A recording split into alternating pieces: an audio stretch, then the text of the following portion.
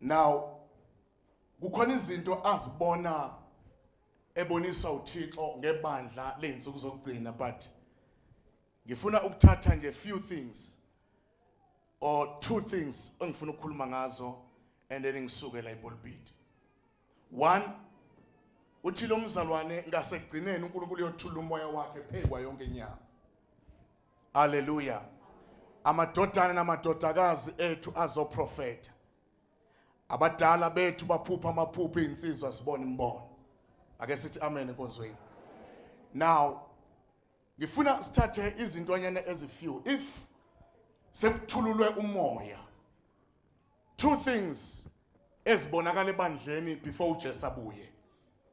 Because mawuzwa encwadini kaIsaiah, Yezenzo chapter 3 verse 19, lithi iBhayibheli uphendukani niguquke ukuba kuhlangule izono zenu. Kuze kufike ikhathi zokuhlunyelelwa eyivele enkosweni akhuluma ngazo ngomlomo abaprofeti bakhe abangcwele kusukela kwaphakade. Ngamanye amazwi uJesu akakeze ukubuya kungakwenzeki lezi prophet sika Joel chapter 2 verse 28. Praise the Lord. Ngoba akakwazi ukubuya ebandleni likaThixo lingenawo umoya. Number 1. Number 2, kufanele kube nama signs asho ukuthi umoya engcwele usefikile. Ngoba ama gift our promote thina noma waphakamisa thina, but ama gift aveza ubukhona bukamoya engcwele. Ake sithi amen. Now that is why einsukwini zokugcina siswabonile ama gift dokotela, but we need ama fruits. Because most of the time ibandla likaNkulunkulu focus on ama gift, reject ama fruits. Now bonke abantu ba gifted but ama fruits awekho. Kanti iBhayibheli alisho ukuthi siyokwaziwa ngama gift, lithi siyokwaziwa ngama fruits ukuthi singabakhe. Glory to Jesus. But ngifuna siye la, umoya engcwele mayisefikile kukhona abaphuphayo, khona abavisualizayo. Praise the Lord. Now mawukhuluma ngevision and dream, mawukhuluma ngedream ukhuluma ngevision, ivision ifishiwe. But mawukhuluma ngevision ukhuluma ngedream, idream yambuliwe. Ngamanye amazwi lithi ke abadala bazophupha but abancane babona imbono. Ake sithi amen. Now mawukhumbula lithi iBhayibheli kunomzalwane abambiza okuthiwa uDavide. uDavide eBhayibheli udume ngokuthi wawisa uGoliath. But mina ngicimba uGoliath akawiswanga uDavide, kodwa wawiswa uJese. Ngoba uba bengekho uJese empilweni kaDavide wayengeke uDavide destroy uGoliath. Now before ngifinish la, kukhona izinto kufanele zibuyele endaweni ebandleni. 1, ubuyela kwe-friendship yabadala nabancane, ukuthi abavisualizayo mabasondele kwabadrimayo. Ngoba ngeke uphushe ivision kanti ayikho la igcinyelwa khona. Osethi khona niyangibamba. Now njengoba sinamathele kodokotela babugumbi, sifuna ukuthi sithi sigijima ngama vision, kodwa kube khona abasidreamelayo. Ngoba angeke ivision ibe namandla ingaveli kwi-dream. Angeke futhi idream ibonakala amandla ingavezi ivision. Alabatha salaya. Ngithi mina kuwe, it was a dream ukuthi uJese aye empini. But wayengeke sakwazi ukuya ngoba wayesemdala. Wabiza umfana omncane uDavide, wathi Davide nasi isikhaftini hambisela abafowenu. Noma lo mfana ephethe isikhaftini ehambisela abafowabo, wayengazi ukuthi uphusha iphupho likaJese phambili izophenduka iphupho. I mean it's vision. Lithi iBhayibheli mangabe fika uthi lo baba uthi uDavide lo mfana ongasokile, ngabanye amazwi akhulume uDavide, ukhuluma imfihlo ngoJese, uhleze ekhaya uJese kodwa umfana uyiso lakhe phambili. All right. Now uma sibuyele emuva kafishane, kwalento yokuthi uDavide abe umelusi iyadida kancane. Because uDavide ngokwe history yabelusi eBhayibhelini abaningi abelusi abalusa bebancane, futhi umthetho wabelusi kade wawungavumi bakwalusa umuntu one age encane. But ngenxa yokuthi lo mfana kwakuyena owayenephupho, kwabiza ukuthi adlule Samuel nephupho lakhe. And umuntu ozopromota the vision kaDavide uJesu. Noma ngayizwa ivision yakhe uDavid ukuthi inamandla, kodwa uJesu engakathi go ngeke kuzakwenzeka. That is why sithe insuku zokudina umoya ingcwele sefikile. Sobona ukuthi abancane banamathele kwabadala. Bese kuthi abadala babiza abancane. Ukuthi khanjwa kanje njengoba nje sine problem sinale problem obizweni kune traffic. Most yabantu abakhanda traffic abanabo ubaba. Now itenza ukuthi ngesikhathi uJoshua ebambezeleka ukurisha ipromised land kwaba iage noma yilabo ababene age encane less than 20 years. Lithi iBhayibheli wabafaka phezu kwentaba yensengethe ngamanye amazwi wababeka entabeni kuyokubasoka. Bese lithi iBhayibheli yingenxa yokuthi obaba babo bafe bengabasokanga. Ngamanye amazwi kwaba yitask kaJoshua ukuthi awukwazi ukurisha nabantu kwipromised land kanti awukwazi ubasoka. Bese lithi iBhayibheli ususa ihlazo lawo baba babo phezu kwabantwana, because obaba bafile ehlane bengakaze basoka abantwana. Maye kumnandi ukusoka ubaba, uthi uzubuhlungu kodwa wenziwa ubaba wakho, ngoba uthi noma ukhala uphinde ubuyele esifubeni sakhe athi angulimazi ngikwenza indoda, ngoba ngeke ube indoda ungenziwanga yimina uba indoda. Awunizwa. Now listen, if usibona ubandla selibuyele endaweni kuzophela ukuthi sihambe sodwa mfukeni. Yeah, kuzophela ubasambe sodwa. Ngineqiniso lokuthi even njoba ula nawe ivision kababa ubela uyafisa ukuba sembaleki, but now is a dream to reach imbaleki. Kodwa nawe ufikile embaleki mashakala baba sana. That is why every sons, wonke ama-sons ayikho into ayenzayo engarifeyanga kubaba. Now khona umzalwane eBhayibhelini omchazayo abambiza ukuthiwa uJosefa wayene vision but ayikwazanga ifulfilleke up until ubabakhe athi nakho ukudla hambisela abafowenu. Bese ithi iBhayibheli mangabe qhamuka bathi abafowabo no lenyanga yabaphupho bamfaka emgodini ngenxa ethi ubabakhe ukhipha ivoice. Noma lase ikhona ivision kodwa yayingeke inyakazi up until ubabakhe athi go. Ngesikhathi ehamba ephethe isikhaftini sasidelelekile kodwa into eyinamandla phezu kwesikhaftini amazwi kababakhe. Hola baba shika la baba sana. Maye mbheke ephethe isikhaftini it seems like akalutho, but maye fika ehlane kwafulfilleka into ayevela izele bamfaka emgodini. But na into engiyithandayo Bishop lami lithi iBhayibheli uma efika umfazi kaPotifa embamba kwafuna ukulala naye. Bese lithi iBhayibheli esesejele kwaba namaphupho ejele, wawaqhaza amaphupho ejele kodwa wangamkhipha ejele up until indoda ngaphezulu Faro aphuphe. Kwathi iphupho likaFaro lakhipha umfana wevision emgodini. Kunama vision before Jesus coming.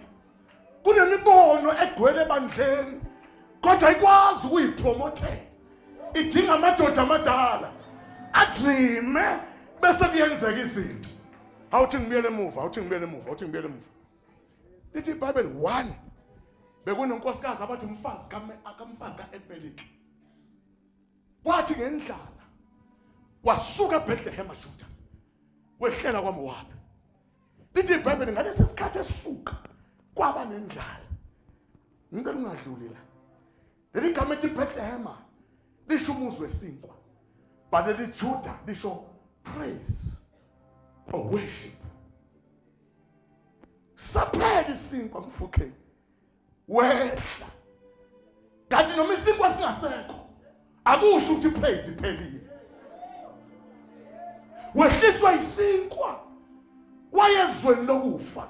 Bamba lithi iBhayibheli mayifika ezweni lokufa kwafa umyeni wakhe, kwafa amadodana akhe, kwasala amakhosikazi akhe. Bese lithi iBhayibheli umfazi kaEmeleki wezwa ukuthi uJehova bakhumbule eBethlehem. Ngoba eBethlehem noma ngaba nendlalo kwesikhashanyana, kodwa umuzi wesinkwa loya.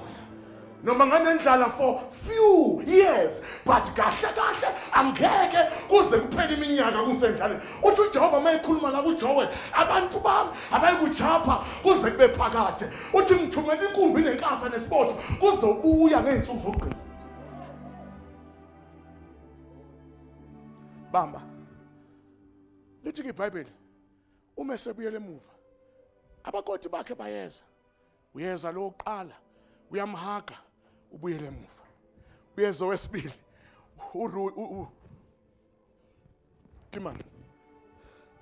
uRuth, yes uRuth maye mhaga usethi ke kulokho angifuni izingane zakho, angibheke indoda kuwe, kodwa ngithemba uNkulunkulu wakho.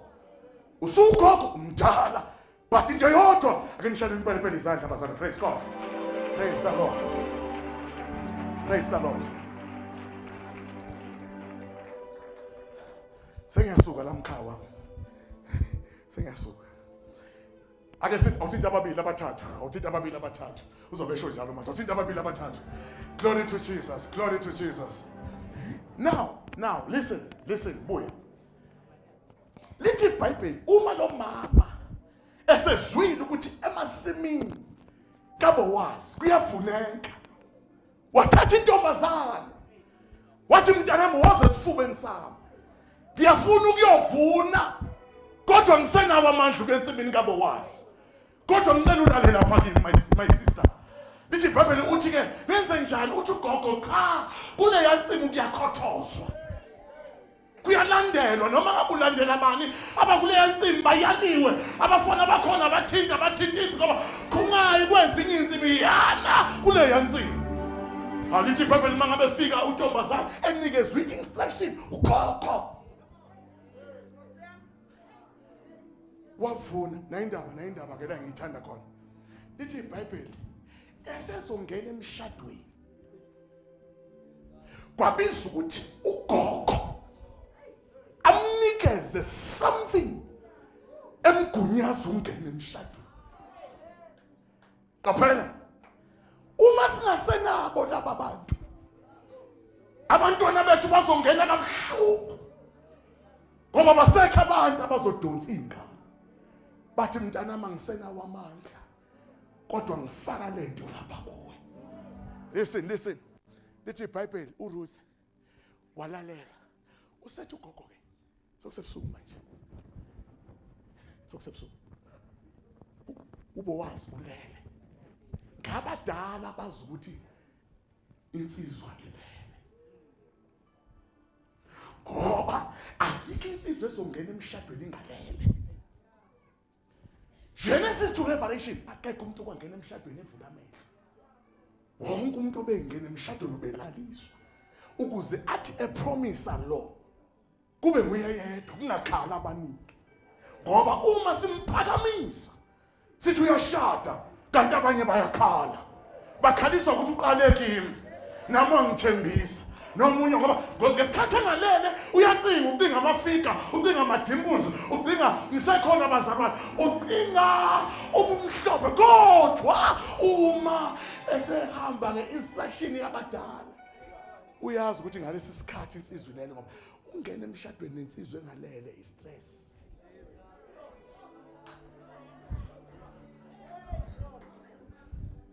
Let me repeat.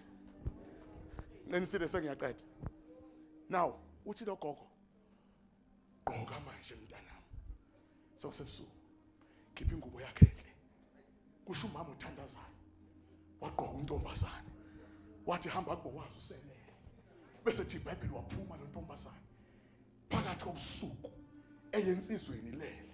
Bese thi iBhayibheli uthi umama mawufika ungangeni ngokhala, ungangeni ngasendla, ngena ngasenyaweni.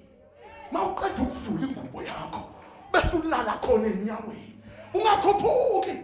Lithi iBhayibheli phakathi kobusuku wazimayeliti uzwa kunomuntu enyaweni wavuka wathi ngowesifazane othembekileyo goge mphe information bapha abantu abadreamayo bapha ama-visions ngilalele into eyenza u-Esther wafika endlini wasusa uvashedi kwakuno Mordecai.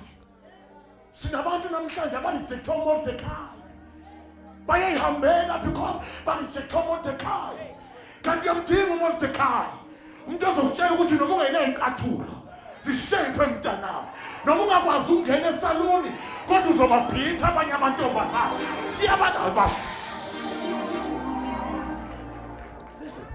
Listen, we need laba bantu. We need. Phela njengoba kune-traffic obizweni. Namhlanje sithi mashumayela sidisturjwe ngabantu. Naba abashumayelayo. Bephambanisa igospel. Mawuthi ubuyele emuva. Abanabo baba. Ya, ngoba fuze kube nomuntu okudreamela. Gijima ne-vision but akube khona okudreamela. Sizopromota ukuthi ngey'nsuku zokugcina akubuya abaphuphayo akuvuka abavisualizayo. Yeah, visualize. Kodwa before visualize akube nabantu abakudreamelayo, abantu abazothi noma usukhala usushayisile uthi mawubuyela kuye athi mntanami uJehova usengamnika i-chance yesibili akakapheli ngawe angeke usaphala baba yekele kuza angeke uye phambili wonke abavisualizayo nabanama-vision akube khona labadrinyelwa khona.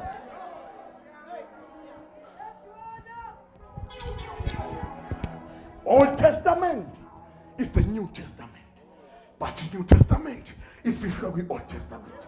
Kamanye amazwi i-dream ye-Old Testament ibonakala kwi-New Testament. I-New Testament sekuyi-vision. Oh hallelujah, kunezinto esingeke sayilahla from the Old Testament ezizofela kwi-New Testament. Wathaphathatha kalabuza.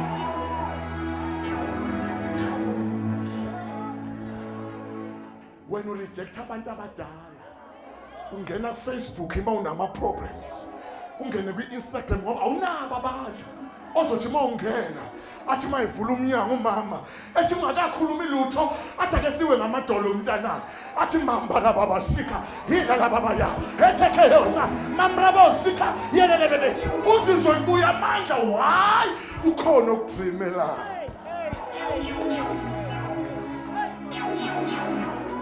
Masibona wena Mfukeng, sibona uBishop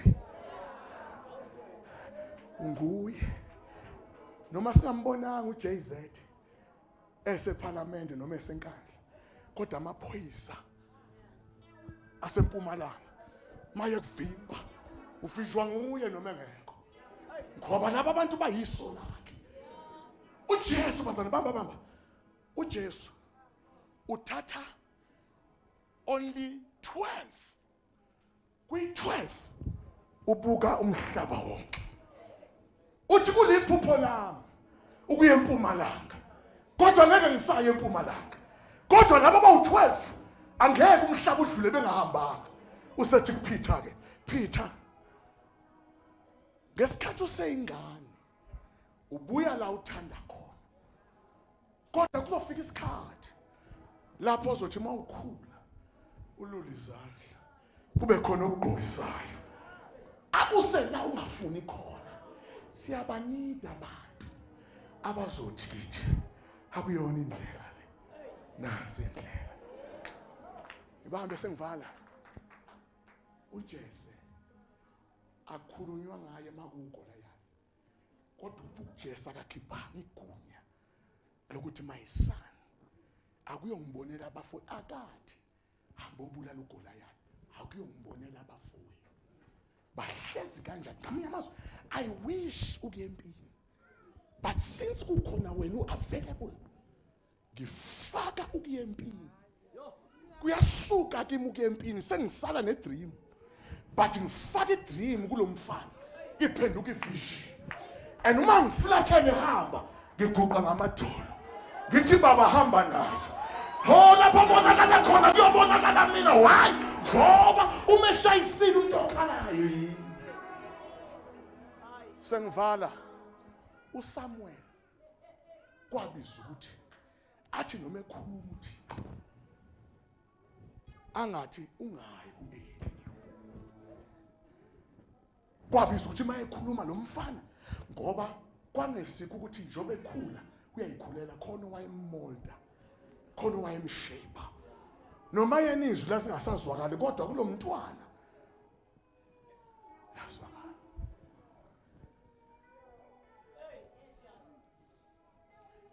Namhlanje abantombazane ethu awanabo uMordecai. Siyashumayela imphefumulo isindiswe kodwa sinabo laba bantu. Futhi kuthi angithi sengivala uma uphenduka umuntu thina esuke simzalile sisuke simale ephaphini ngesikhathi sibeletha. Asikwazi nokubona ukuthi is a baby boy or baby girl. Ebandleni kaNkulunkulu kufanele kuvuka abantu abazoba ngabe midwife abazokwazi ukuthi sithi sikhulelwe basithetise. Ngoba njengoba kunjena nje abefundisi sithi sibeletha ikabodi why sishoda ngababelethisi. Awuthi ngivale ngale. Ngicela ukuvala ngale. Akade alithi iBhayibheli umfazi kaFiniyasi wateta before time. Kwase kuyisikhathi sakhe sokubeletha. Unfortunately kwatholakala ukuthi kuqondana nesikhathi inkazimulo ihambile.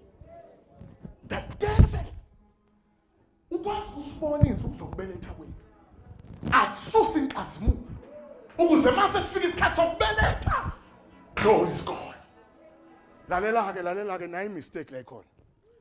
Kuthiwa kwaphuma isidumbu somdala kwavela umncane. Usizi ngovelayo akamazi uEli. Kubhlungu ukuvela kambe awumbonanga ozoyikhomba idirection. God bless you.